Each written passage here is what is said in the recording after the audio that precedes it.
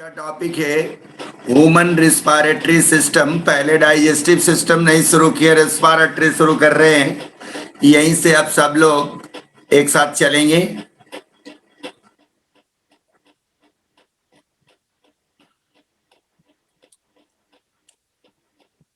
तो आइए आगे बढ़ते हैं कि ह्यूमन रिस्पायरेटरी सिस्टम ऐसे हमने नाम दिया है, लेकिन आपके यहाँ क्या नाम है? Breathing and gaseous exchange. तो ब्रीदिंग एंड गैसियस एक्सचेंज के अंतर्गत हम लोगों को क्या क्या बातें पढ़नी है? तो सबसे पहले हम लोग ये बात देखते हैं कि रेस्पिरेशन क्या है। तो रेस्पिरेशन के अंतर्गत हम लोग ऑक्सीडेशन देखते हैं फूड का, कि फूड का ऑक्सीडेशन होता है जिसके द्वारा ऊर्जा मुक्त होती है, एटीपी रिलीज होती है। यह एक मुख्य भूमिका है रेस्पिरेशन का। लेकिन अब यह रेस्पिरेशन जो है वो दो भाग में होता है। एक को हम लोग कहते हैं एक्सटर्नल रेस्पिरेशन और दूसरे को कहते हैं सेलुलर रेस्पिरेशन। तो यहाँ एक्सटर्नल रेस्पिरेशन की बात करनी है, तो उसमें सबसे पहले रेस्पिरेशन के लिए कौन सा सिस्टम है ह्यूमन में, उसे हम लोग देखेंगे ह्यूमन रेस्पिरेटरी सिस्टम के नाम से। लेकिन उससे पहले हम लोग ये जानने की कोशिश करेंगे कि ये रेस्पिरेटरी सिस्टम का डेवलपमेंट कैसे हुआ और दूसरे जो लोअर ऑर्गेनिज्म में उनमें रेस्पिरेटरी ऑर्गन कैसा है और किस प्रकार रेस्पिरेशन होता है। तो आइए आगे बढ़ते हैं और हम लोग ये देखते हैं रेस्पिरेटरी ऑर्गन कि लोअर एनिमल में रेस्पिरेटरी ऑर्गन क्या है। आप देख रहे हैं यहाँ हमने एक टॉपिक दिया है respiratory organ in different organism. तो सबसे पहले हम फ्लैट वर्म में देख रहे हैं कि ये फ्लैट वर्म जो है, ये फ्लैट वर्म, इसमें बॉडी सरफेस से कैसे रिस्पायरेशन, बॉडी वॉल से रिस्पायरेशन हो रहा है कि O2 आ रहा है और CO2 निकल रहा है। इसके बाद हम लोग फिश में देख रहे हैं कि फिश में किसके द्वारा रिस्पायरेशन होता है, तो गिल्स के द्वारा। जो गिल्स में O2 आता है और CO2 गिल्स से निकल रहा है। इसी तरह से क्या है, ये ग्रासहॉपर है, इंसेक्ट्स है। इंसेक्ट्स में क्या है, बॉडी में पोर है जिसे हम लोग एस्पायरिकल्स कहते हैं। और इस एस्पायरिकल जो है यह ट्रैकियल सिस्टम से जुड़ा हुआ है और इस ट्रैकियोल और ट्रैकियल सिस्टम के द्वारा रिस्पायरेशन हो रहा है। और उसके बाद और भी सारे ऑर्गेनिज्म हैं और उनमें अलग अलग तरह के रिस्पायरेटरी ऑर्गन जैसे हैं। जैसे स्कॉर्पियन है जिसमें बुक लंग्स, कुछ जानवर हैं जिसमें gills, book gills, book lungs इत्यादि स्ट्रक्चर के द्वारा रिस्पायरेशन होता है। तो बॉडी सरफेस से लेकर के ये सारे छोटे छोटे ऑर्गेनिज्म में अलग अलग रिस्पायरेटरी स्ट्रक्चर के द्वारा रिस्पायरेशन होता है। अब आते हैं ह्यूमन के अंतर्गत।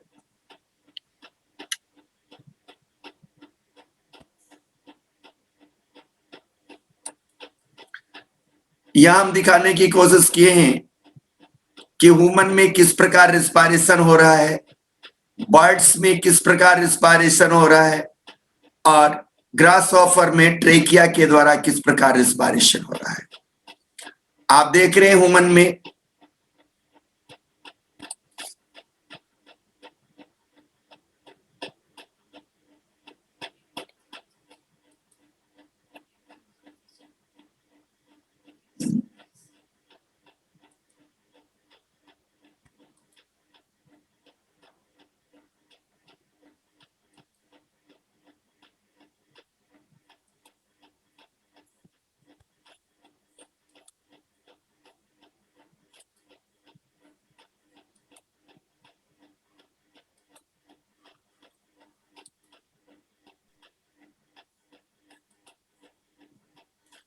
आप देख रहे हैं कि किस प्रकार से रिस्पायरेशन हो रहा है और ये किस तरह से कार्बन डाइऑक्साइड और ऑक्सीजन क्या ट्रांसपोर्ट हो रहा है।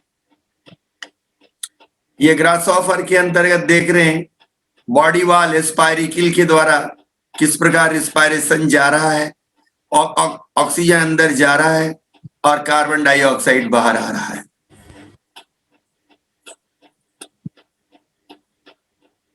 तो इस प्रकार आपने ये देखा कि रिस्पायरेशन की क्या मैकेनिज्म है और किस प्रकार ये रिस्पायरेशन अलग अलग ऑर्गेनिज्म में हो रहा है। ह्यूमन और बर्ड्स में लंग्स के द्वारा हो रहा है, जबकि ग्रासहॉपर में ट्रैकियल सिस्टम के द्वारा।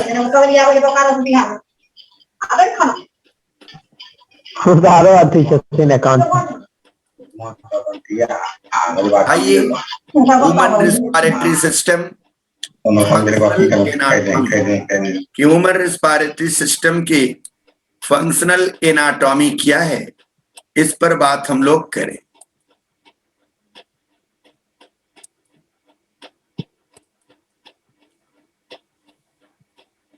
पहला पॉइंट है क्या कि ह्यूमन रिस्पायरेटरी सिस्टम का मेजर फंक्शन क्या है। तो मेजर फंक्शन क्या है? रिस्पायरेशन, जिसमें क्या होता है, O2 टिश्यू के अंतर्गत आता है और CO2 टिश्यू से बाहर जाता है।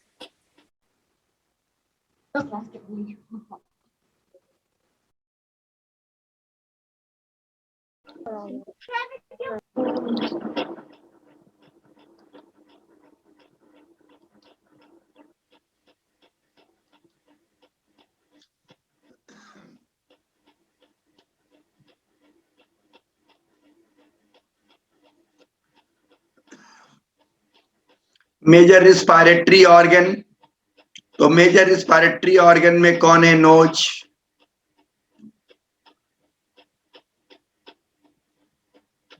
Nasal cavity, pharyngeal sinus, pharynx, larynx, trachea, bronchi and bronchiole, lungs and alveoli. अब रिस्पायरेटरी जोन में क्या होता है? कौन है respiratory zone? Respiratory bronchiole, alveoli duct and alveoli.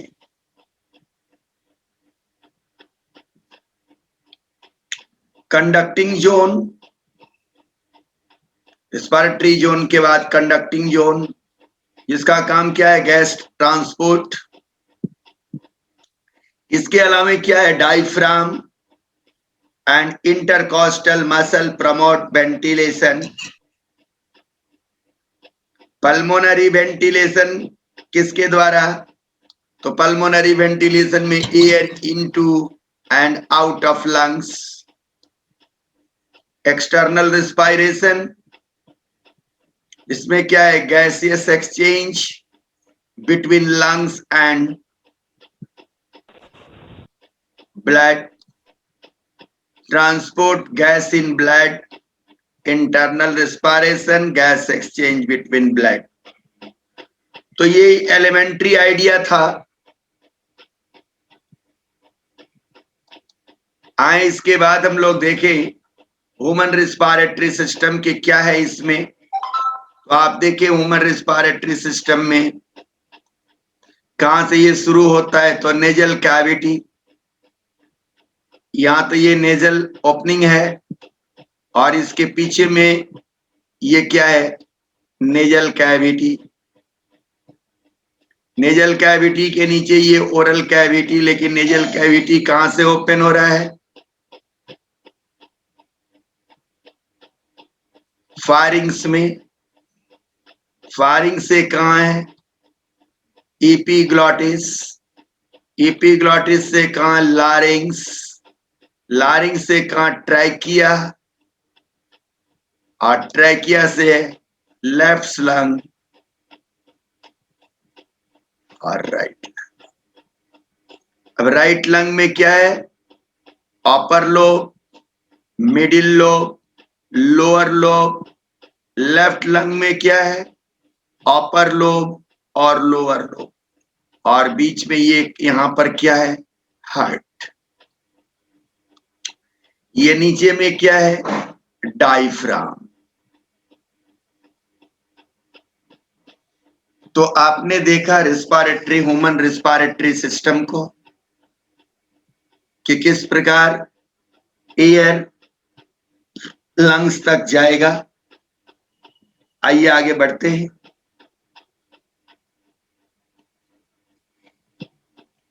अब लंग्स में जो एयर गया तो ट्रैकिया से कैसे गया देखिए। ट्रैकिया से डाइकोटमस ब्रांचिंग है और ये ब्रांचिंग क्या बनाया है, ब्रांचियोल, ब्रांचाई, और लास्ट में क्या है, एल्व्यूलर डक्ट, और ये है एल्वोलाई, और इस एल्वोलाई पर क्या, ये ब्लड कैपिलरी लगे हुए हैं। ये रिस्पायरेटरी सिस्टम के बेसिक कंपोनेंट है। तो आपने इस तरह सारी रिस्पायरेटरी सिस्टम की बातों को देखा। अब सबकी अलग अलग फंक्शन जान लें। स्ट्रक्चर पहला है nostril. It trap the dust particle contained in the inhaled air from the atmosphere with the aid of the air of nostril. Nasal cavity, it is responsible for detecting a smell. It also warm inhaled air and trapped any microbe present in air with the help of its mucus living. Pharynx, it is lined with the mucus and hair which help in filter the inhaled air. Trachea, it acts as a passage through which the inhaled air goes to lungs and exhaled air get to the atmosphere, lined with cilia and contain mucus secreting cells to filter air passing through it so as to protect the lungs. It is also called windpipe.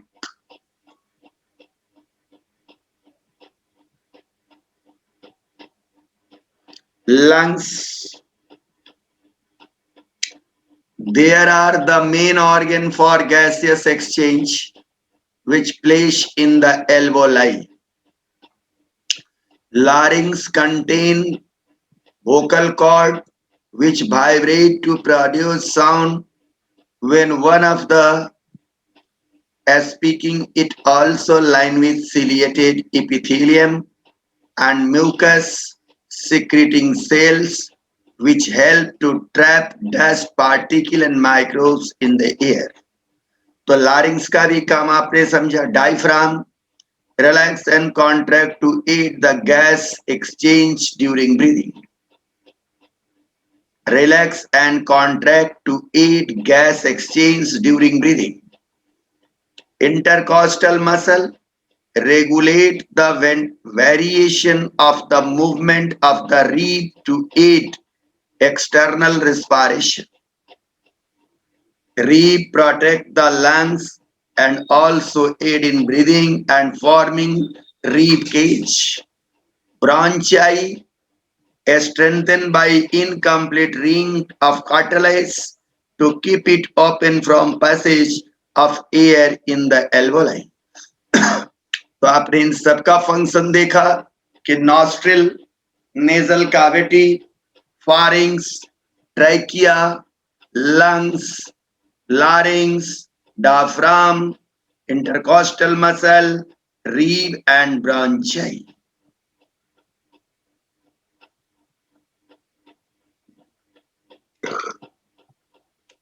अब आइए बात करते हैं कि respiratory system जो आपने देखा उसके द्वारा जो काम है उनकी कामों को, उसे ही हम लोग कहते हैं respiratory event.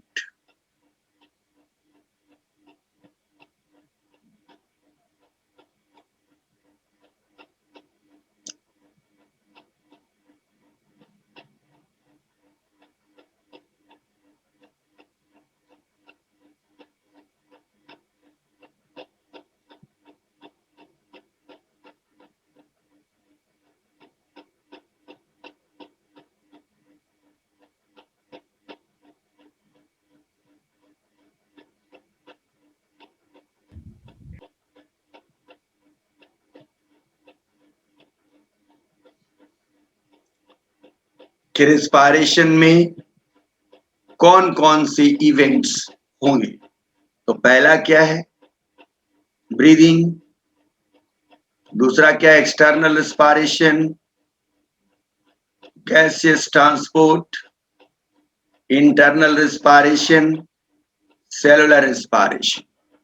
Breathing, moving of the air into out of the lungs, also called ventilation. पहला बात ventilation, external exchange gas between the air in the lungs and blood. तीसरा बात gas transport, transport of oxygen to the body cell to the return to carbon dioxide. Internal exchanging gas between the blood and body cell. और cellular respiration यहां पर discuss नहीं करना है, लेकिन जान लें, using the oxygen in cell process end product of carbon dioxide. तो ये एक समरी है कि रिस्पायरेशन में कौन कौन सी इवेंट है। तो आइए सबसे पहले आज बात हम लोग करते हैं किस पर, ब्रीदिंग पर।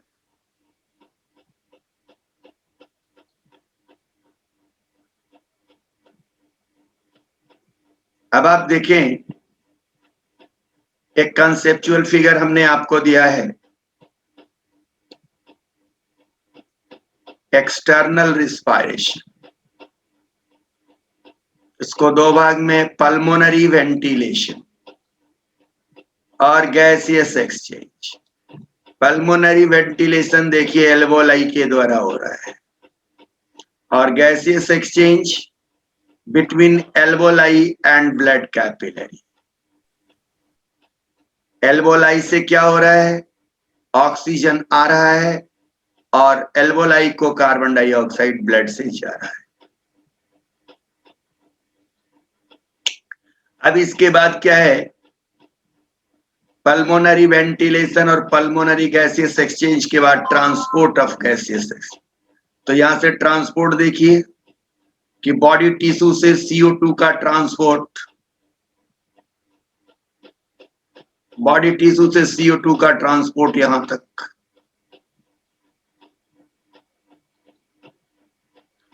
और CO2 का ट्रांसपोर्ट एल्वोलाई से लेकर के कहां तक, बॉडी टिश्यू तक।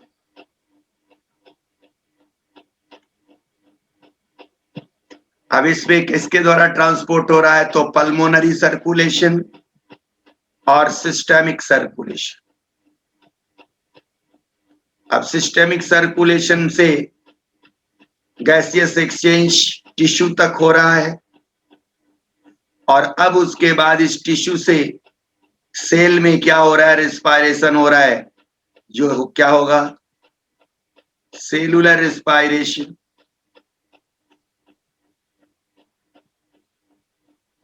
इसका कंट्रोल कैसे है, तो आप देखिए इसका कंट्रोल ब्रेन के द्वारा है, जिसको हम लोग कहते हैं रेगुलेशन ऑफ रेस्पिरेशन। तो इस प्रकार से आपने ये देखा, समरी है कि कहां कहां कैसे कैसे काम होता है। अब कैसे प्रोसेस चल रहा है देखिए, air breathing in, enter via nose and mouth into pharynx and larynx,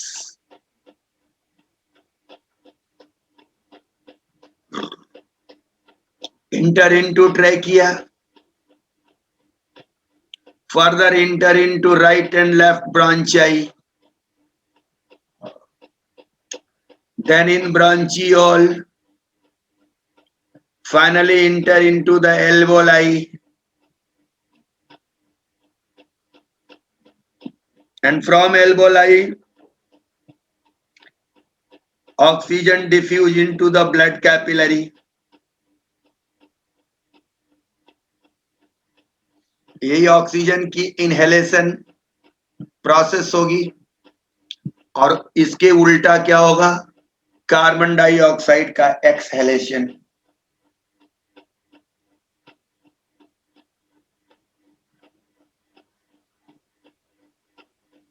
inhalation और exhalation, inhalation in breathing in,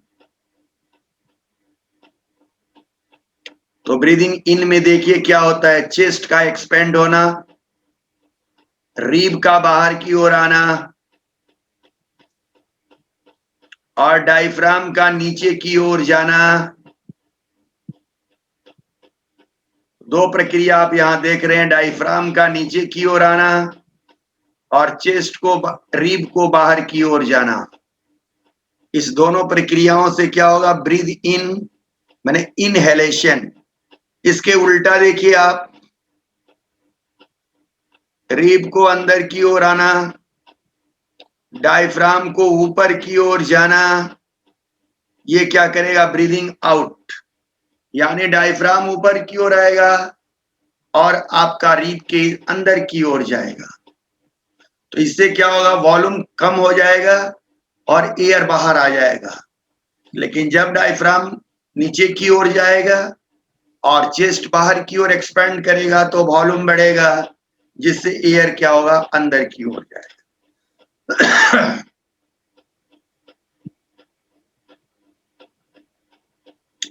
अब इनहेलेशन के अंतर्गत दो बातें आती हैं।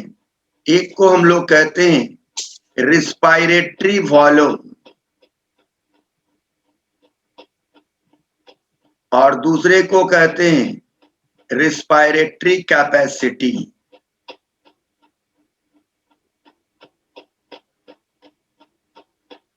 अब रिस्पायरेटरी वॉल्यूम में पहला आता है टाइडल वॉल्यूम, दूसरा आता है आईआरवी, तीसरा आता है ईआरवी और चौथा आता है residual volume. TV tidal volume कौन है, air amount of the air inhaled और exhaled with each breath under resting condition. सामान्यतः सांस लेने और देने की प्रक्रिया में कितना air, 500 ml। IRV, amount of air that can be forcefully inhaled after normal tidal volume inhalation। कि कितना आप ज्यादा से ज्यादा रिस्पायरेशन के दरमियान एयर ले सकते हैं टाइडल वॉल्यूम के अलावा, उसे हम लोग क्या कहते हैं, IRV। अब ये IRV वैल्यू जो है वो मेल में है और ये IRV वैल्यू जो है फीमेल में है। एक्सपायरेटरी रिजर्व वॉल्यूम, ERV मतलब कितना एक्सपायर कर सकते हैं air after tidal volume acceleration, तो ये कितना 1200 है। रेसिडुअल वॉल्यूम की कितनी होती है, amount of air remaining in the lungs after forceful inhalation. Capacity में आइए, total lungs capacity TLC। TLC क्या है, TV tidal volume plus IRV plus ERV plus RV। Vital capacity क्या है, TV plus IRV plus ERV। केवल इसमें क्या हटा दिया गया, RV। इंस्पायरेटरी कैपेसिटी बराबर क्या है, TV plus IRV। Functional residual capacity FRC बराबर ERV प्लस RV। तो आपने ये देखा, ये अलग अलग लंग्स की कैपेसिटी और वॉल्यूम है। उसी बात को हमने इस चार्ट के द्वारा या डायग्राम के द्वारा दिखाने की कोशिश किया है। ये क्या है, इसमें रेसिड्यूअल वॉल्यूम है और यहां से यहां तक क्या है, फंक्शनल रेसिड्यूअल कैपेसिटी है। और ये क्या है, टोटल लंग्स कैपेसिटी। ये क्या है, वाइटल कैपेसिटी। ये क्या है, IRV।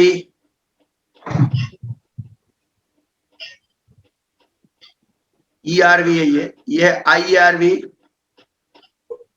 और ये क्या है, tidal volume.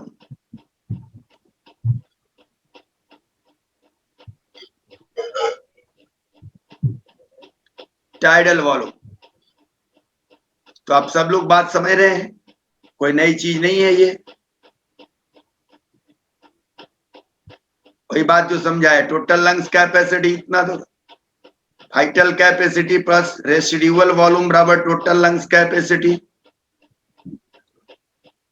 Inspiratory capacity, functional residual capacity, और ये इतना दूर क्या है, टाइडल वॉल्यूम। ये क्या है नीचे जो बढ़ रहा है, एक्सपायरेटरी रिजर्व वॉल्यूम, और ये क्या है, रिजर्व वॉल्यूम। और ऊपर क्या है, इंस्पायरेटरी रिजर्व वॉल्यूम, नीचे क्या है, एक्सपायरेटरी रिजर्व वॉल्यूम, और ये reserve volume.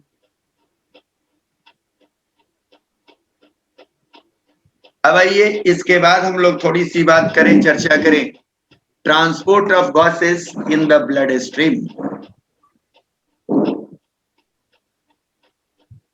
Transport of the blood, oxygen and carbon dioxide is essential for internal respiration occur. Oxygen carries in blood. Oxygen is carried out in the blood in the form of chemical composition with hemoglobin as a oxyhemoglobin.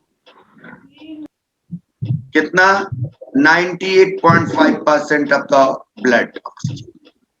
But the remaining 1.5 in solution in plasma, blood plasma.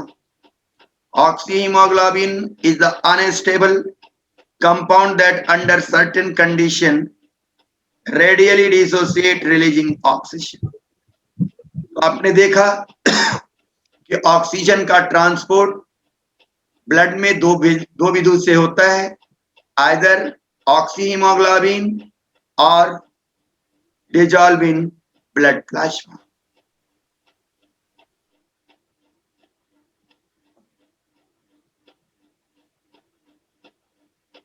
Inspired air देखिए कैसे अंदर आ रहा है और expired air कैसे जा रहा है, इसका आने जाने, और यहां पर आप देखिए किस प्रकार कैसे एक्सचेंज हो रहा है।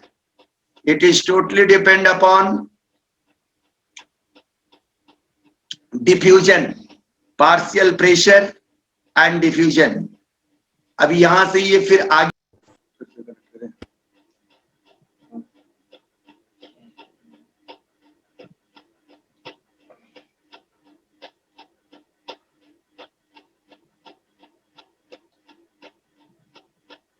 तो फिर देखिए यहां पर टिश्यू लेवल पर भी एक्सचेंज हो रहा है और यहां भी हो रहा है। इस दोनों होने में क्या, ध्यान से देखिए, partial pressure of oxygen, partial pressure of oxygen, partial pressure of carbon dioxide. तो आप देख रहे हैं कि PO2 का मान 95 mmHg, अब PCO2 का मान क्या है, 40 mmHg। यहां भी आप देख रहे हैं। तो ये आप अच्छी तरह जानते हैं कि गैस जो ट्रांसपोर्ट होता है उसका क्या है, किस आधार पर ट्रांसपोर्ट होता है, तो on the basis of concentration gradient और प्रेशर ग्रेडियंट।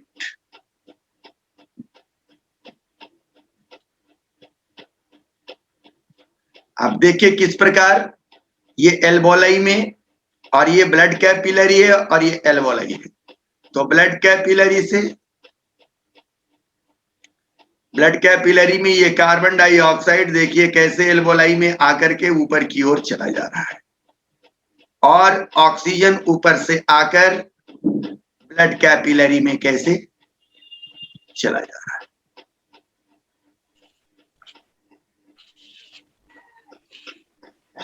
अब दूसरी बात यहां ये देखनी है कि ऑक्सीजन जो है ब्लड सेल में क्या करता है, कि ऑक्सीजन का ब्लड सेल में जरूरत क्या है और किस प्रकार। तो देखिए ऑक्सीजन जब ब्लड सेल में पहुंचता है तो किस रूप में है, ये HBO8, और ये ऑक्सीजन क्या कर रहा है, 4 ऑक्सीजन रिलीज कर दे रहा है, कहां? ब्लड प्लाज्मा में, जो ट्रांसपोर्ट होकर के ऑक्सीजन गया, और ये बच किया जाता है HbH। Hb के साथ ये प्रोटॉन लग जाता है। कैसे रिलीज होता है ऑक्सीजन? ऑक्सी हीमोग्लोबिन आरबीसी के अंदर जब रहता है तो उससे कैसे ऑक्सीजन रिलीज होता है ताकि टिश्यू को मिले, यह प्रक्रिया समझा रहा हूं। अब ये H कहां से आ रहा है सो देखिए, CO2 in blood plasma, blood plasma में पहले से कार्बन डाइऑक्साइड है, वो वाटर के साथ मिल करके और कार्बोनिक एनहाइड्रेज नामक एंजाइम के उपस्थिति में बना देता है H2CO3 बाइकार्बोनेट, और वो डिफ्यूज होकर के बाइकार्बोनेट कहां चला जाता है? ब्लड प्लाज्मा में, और प्रोटॉन जो बच जाता है वो ऑक्सीजन के साथ प्रोटॉन जो है सो हीमोग्लोबिन के साथ मिलकर HbH बना देता है। और अब काउंटर बैलेंस, ये जो नेगेटिव चार्ज बाहर निकलता है इसको बैलेंस करने के लिए क्लोराइड अंदर जाता है, इसको हम लोग कहते हैं हैम्बर्गर इफेक्ट या क्लोराइड शिफ्ट, जो आगे हम लोग फिर डिटेल जानेंगे। इस प्रकार हमने यह आपको बतलाया कि किस प्रकार ऑक्सीजन टिश्यू तक पहुंच गया, यानी अब ऑक्सीजन जब टिश्यू तक पहुंच गया तो हीमोग्लोबिन का रोल क्या है, यह बात आपने देखा, लेकिन लिटरेचर में भी एक बार देख लें। About 97% of oxygen transported in the from the lungs to the tissue is carried out by chemical combination with the hemoglobin in the RBC. The remaining 3% transported in the dissolved state in the water in the blood plasma and blood cell. The oxygen molecule combine loosely and reversibly with the heme protein of hemoglobin. When partial pressure of oxygen is high, as in the pulmonary capillary, oxygen bind with the hemoglobin. When the partial pressure of oxygen is low, as in the tissue capillary, oxygen is released from the hemoglobin.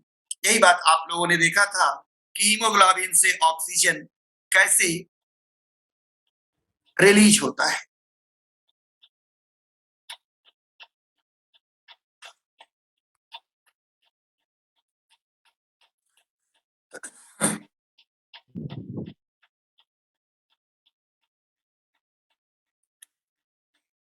आइए आगे बढ़ते हैं। आप ये देखा कि systemic capillary से किस प्रकार ऑक्सीजन टिश्यू में आ रहा है और टिश्यू से कार्बन डाइऑक्साइड किस प्रकार सिस्टमिक कैपिलरी में जा रहा है। अब टिश्यू से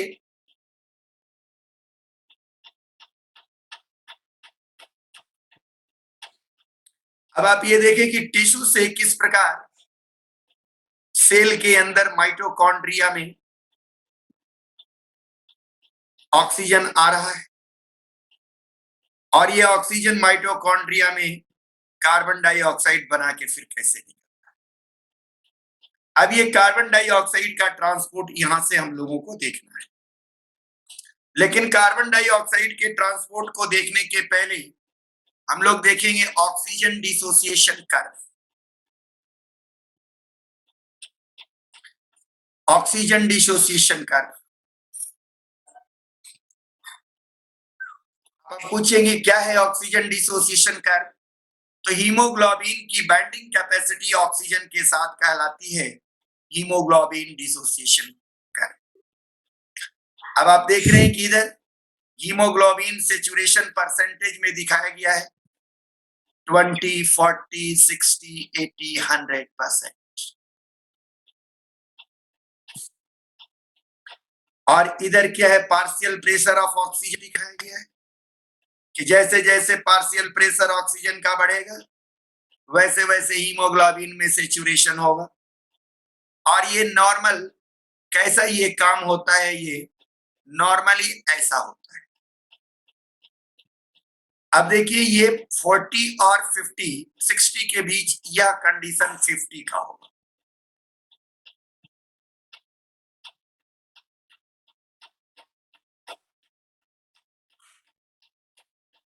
तो 50% हीमोग्लोबिन सेचुरेशन जिस पॉइंट पर हो उसको हम लोग कहते हैं P50।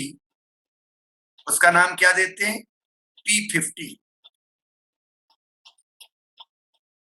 तो याद रखना है कि P50 क्या है। अब यहां देखिए, ये बात बताता है कि ये नॉर्मल से ग्राफ इधर की ओर, राइट की ओर शिफ्ट कब करेगा? जब एसिडिक या हाइपरथर्मिया। और लेफ्ट की ओर कब शिफ्ट करेगा? अल्कोसिस या हाइपोथर्मिया। ये दोनों बातें क्या है? लेफ्ट और राइट ग्राफ अगर ये शिफ्ट करेगा, इधर ग्राफ शिफ्ट करेगा, तो इसका मतलब क्या हुआ? और इधर ग्राफ शिफ्ट करेगा, इसका मतलब क्या हुआ? इस पर थोड़ी सी चर्चा हम लोग करेंगे।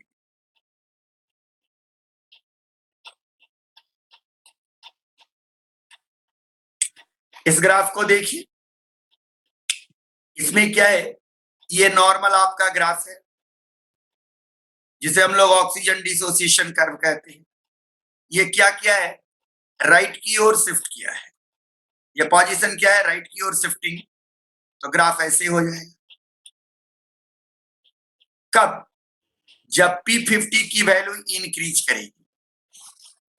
क्या है P50? आप जानते हैं। टेम्परेचर राइज करेगा,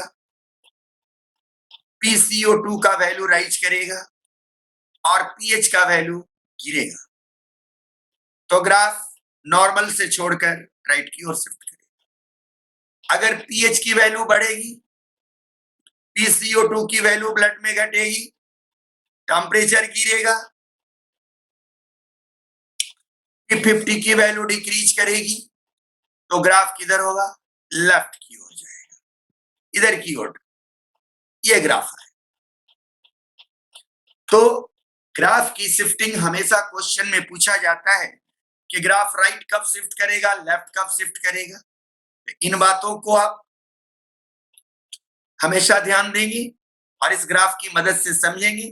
तो ये था ऑक्सीजन डिसोसिएशन कर्व, यानी haemoglobin and oxygen saturation and the affinity of the haemoglobin with the oxygen with the different condition. तो आइए अब आगे की ओर बढ़ते हैं और ऑक्सीजन के साथ साथ थोड़ी सी बातें कार्बन डाइऑक्साइड पर भी करते हैं।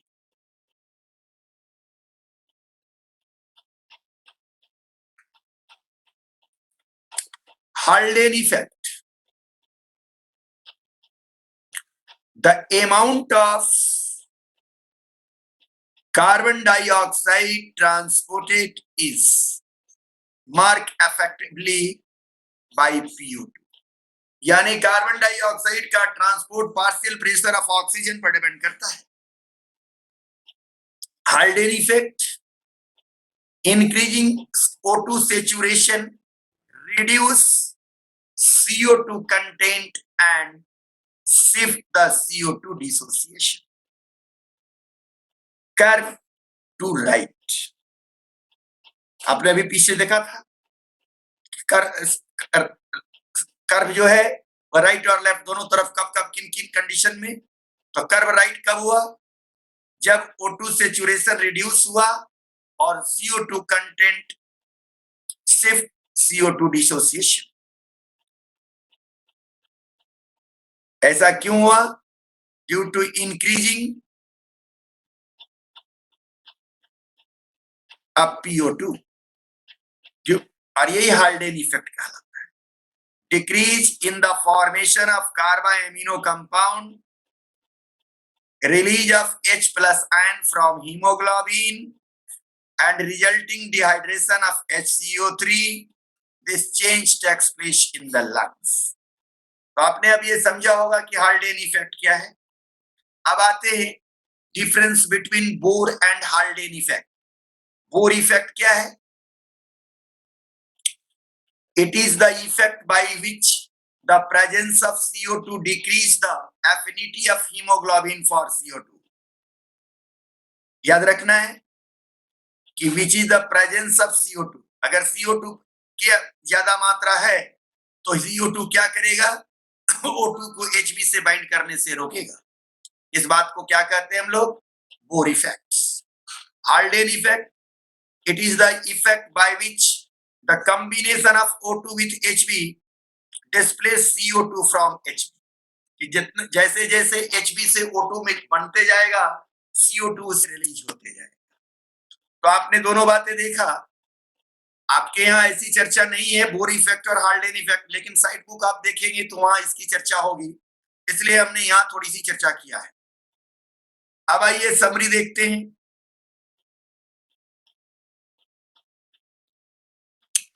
दोनों की CO2 की ट्रांसपोर्ट की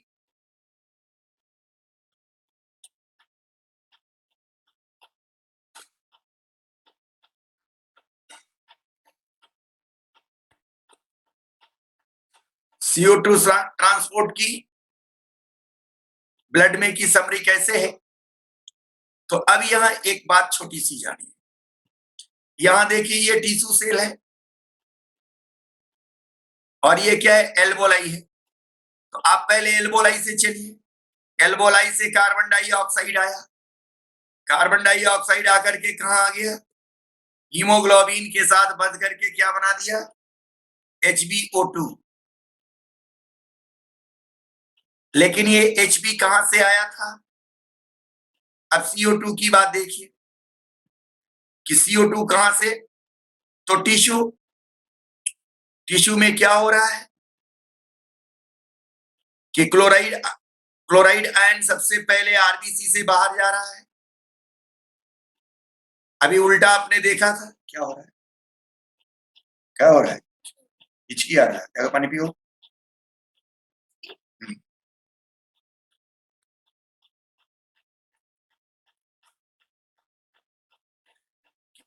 क्लोराइड आयन और HCO3 जो है, अब ये प्लाज्मा से अंदर की ओर जा रहा है और ये प्लाज्मा से अंदर की ओर जाकर के क्या करेगा, H के साथ मिल करके और H2CO3 कार्बोनिक एसिड का निर्माण करेगा। अब ये H प्लस कहां से आया है, तो आप जानते हैं HBH से H प्लस और HB आया है।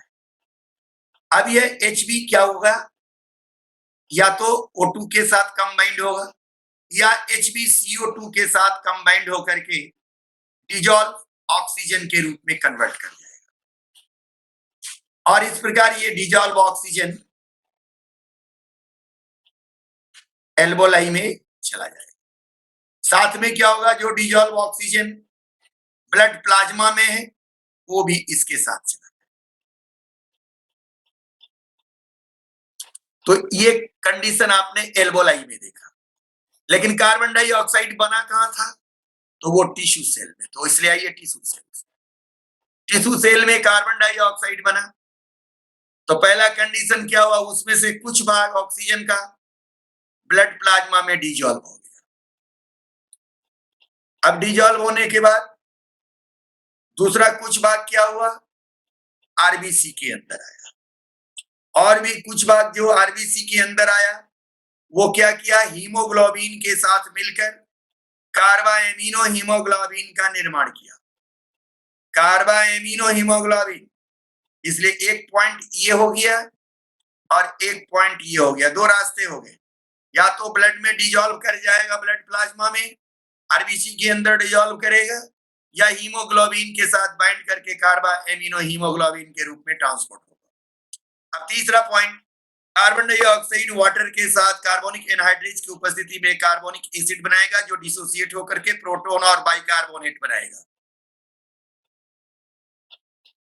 प्रोटॉन क्या होगा, बाइकार्बोनेट बनाएगा। अब ये बाइकार्बोनेट क्या होगा, आरबीसी से बाहर की ओर निकलेगा और ये ब्लड प्लाज्मा में आ गया। और फिर यहां देखिए क्लोराइड शिफ्ट होगा। ये काम कहां हो रहा है, रेड ब्लड सेल में और टिश्यू से, और कहां से, टिश्यू से। अब ये CO2 की समरी हो गई। अब ये क्या होता है, ये ब्लड सर्कुलेशन, अब ये आरबीसी सर्कुलेट होकर के लंग्स के पास पहुंचता है। जब लंग्स के पास पहुंचेगा, इसके उल्टा प्रक्रिया होगा, इसमें बाहर से अंदर की ओर क्लोराइड जा रहा था, अब क्लोराइड बाहर की ओर आने लगेगा। जब क्लोराइड बाहर की ओर आने लगेगा तब बाइकार्बोनेट अंदर की ओर जाने लगे। जब बाइकार्बोनेट अंदर की ओर जाने गया प्रोटॉन के साथ मिल करके वो क्या करेगा, कार्बोनिक एसिड और CO2 का निर्माण करने लगेगा। अब ये CO2 डिजॉल्व CO2 के साथ मिल करके और एल्बोलाई के अंदर जाने लगे। आपने समरी आसानी से देखा, जस्ट एक दूसरे की रिवर्स फेनोमेना है। बातें आपको काफी बिल्कुल समझ में आई होगी। कार्बन डाइऑक्साइड का ट्रांसपोर्ट,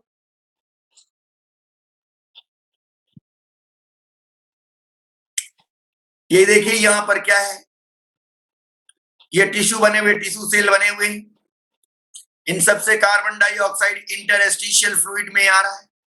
और इंटरस्टिशियल फ्लूइड से अब देखिए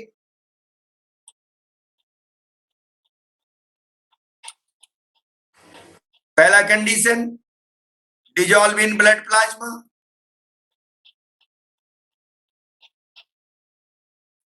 दूसरा कंडीशन वाटर के साथ मिलकर बाइकार्बोनिक एसिड का बनाना, बाइकार्बोनेट बनना, H+ बनना।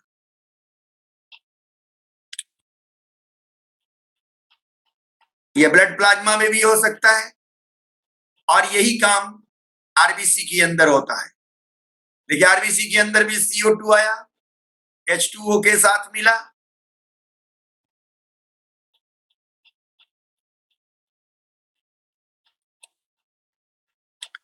H2O के साथ मिला, H2CO3 का निर्माण किया, जो डिसोसिएट होकर के बाइकार्बोनेट और क्या किया, प्रोटॉन बनाया। अब ये Cl बाहर से ट्रांसपोर्ट होके आया, अब ये प्रोटॉन क्या किया, Hb के साथ मिलकर HbH बनाया। तो एक पॉइंट ये हो गया। दूसरा पॉइंट ये हुआ, ये भी दूसरा ही हुआ, सेम फेनोमेना है। अब तीसरी बात ध्यान दें, some amount of CO2 bind with the hemoglobin and form the carbamino hemoglobin. क्या बनाया, कार्बाएमिनो हीमोग्लोबिन। तो तीन तरह से आपने ये समझ लिया कि तीन तरह से कार्बन डाइऑक्साइड का ट्रांसपोर्ट होता है और दो तरह से ऑक्सीजन का ट्रांसपोर्ट होता है।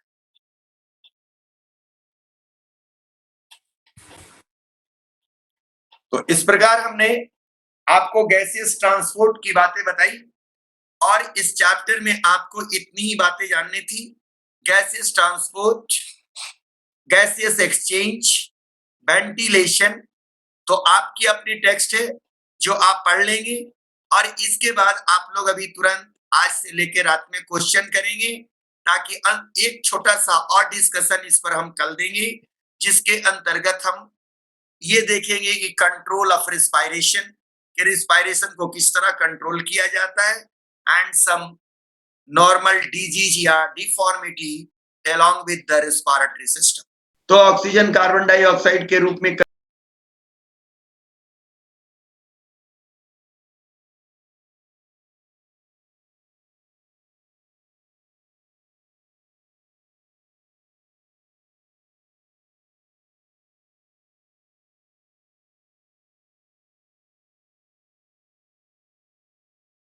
कन्वर्ट होगा और कार्बन डाइऑक्साइड के रूप फिर वो बाहर डिफ्यूज करेगा।